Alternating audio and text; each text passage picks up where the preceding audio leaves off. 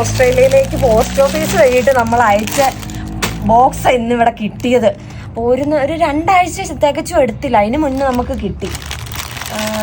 ഒരു 2 ബോക്സ് അയച്ചു, പക്ഷെ വലിയ വിലയൊന്നും ആയില്ല. ഒരു കിലോയ്ക്ക് എത്ര? 1 കിലോയ്ക്ക് 1000 താഴെ ഉള്ളൂ. 1000 താഴെ ഏതാണ്ട് ആയുള്ളൂ. 20 കിലോ വരെ നമുക്ക് അയക്കാം. 20 കിലോ മാക്സിമം അയക്കാൻ പറ്റുന്നത് ഒറ്റ ബോക്സിൽ. ബോക്സ് ഒക്കെ നമ്മൾ കൊണ്ടുപോകണം പോസ്റ്റ് ഓഫീസിലേക്ക്. എന്നിട്ട് അവരുടെ മുന്നിൽ വെച്ചിട്ട് വേണം നമ്മൾ പാക്കിങ് അവിടെ ഇരുന്ന് ചെയ്യാനായിട്ട്. ആദ്യത്തെ ഒരു ബോക്സ് ഫുള്ള് തുണിയും, രണ്ടാമത്തെ ബോക്സിൽ നമ്മളിപ്പോൾ കുറച്ച് പാത്രങ്ങളും ഒക്കെ അയച്ചത്. അത് 2 ടൈപ്പ് ഉണ്ട്. എക്സ്പ്രസ് ഡെലിവറിയോ അങ്ങനെ, അതായത് പെട്ടെന്ന് കിട്ടാനെന്ന് പറയുന്നവര്, പിന്നെ നോർമലായിട്ട് അയക്കുന്നത്. എക്സ്പ്രസ് ഡെലിവറിക്ക് ഏതാണ്ട് പൈസ കൂടുതലാണ്, പക്ഷെ അത് രണ്ടും തമ്മിൽ വലിയ വ്യത്യാസം ഇല്ലെന്നാണ് അവർ പറഞ്ഞത്. പക്ഷെ നമ്മൾ അയച്ചിട്ട് ഒരാഴ്ച, ഒരു 10 ദിവസത്തിനുള്ളിൽ വന്നു സാധനം ഇവിടെ. നമ്മൾ അയക്കുമ്പോഴേക്ക് നല്ല ബോക്സ് നോക്കി തിരഞ്ഞെടുക്കണം. അതൊരു പ്രത്യേകം പറഞ്ഞിട്ടുണ്ട്.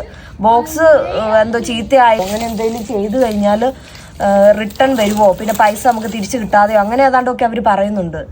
പിന്നെ എന്നായിരുന്നു, പോസ്റ്റ് ഓഫീസിൽ നമുക്കൊരു ലിസ്റ്റും തരും. ആ ലിസ്റ്റ്, അതായത് നമ്മൾ അയക്കുന്ന, നമ്മൾ ഈ ബോക്സിനകത്ത് എന്തൊക്കെ ഇൻക്ലൂഡഡ് ആണെന്നുള്ളത് ലിസ്റ്റ് അതിനകത്ത് മെൻഷൻ ചെയ്യണം. അത് നമ്മൾ പ്രിന്റ് ഔട്ട് എടുത്ത് അവർക്ക് കൊടുത്തിട്ട് അതിന്റെ ഒരു ഐറ്റം കോഡും ഉണ്ട്.